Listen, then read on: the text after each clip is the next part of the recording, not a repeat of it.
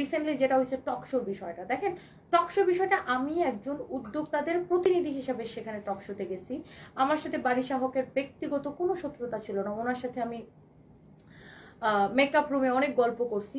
So আমি টকশোতে যে ওনাকে আমার প্রফেশনাল জায়গা থেকে অন্যান্য উদ্যোক্তাদের প্রতিনিধি হয়ে আমার যেই যেই প্রশ্ন করা দরকার ছিল বা যেই যেই কথাগুলো উত্থাপন করা দরকার ছিল আমি সেগুলোই করেছি।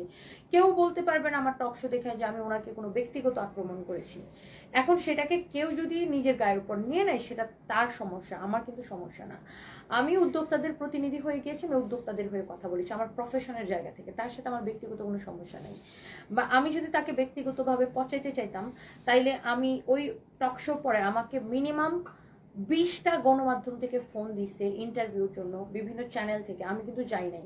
কারণ আমি যদি যাইতাম আমি যে ইন্টারভিউ দিয়ে তার বিরুদ্ধে কথা বলে তাকে আরো পচাইতে পারতাম, আরো অনেক ভিউ কামাইতে পারতাম। বাট ট্রাস্ট মি আপু, আমার কাউকে পচানোর কোনো উদ্দেশ্যই নাই, আর আমার এই সস্তা পাবলিসিটিরও কোনো উদ্দেশ্য নাই আপু, আমি যেটা সেটাই।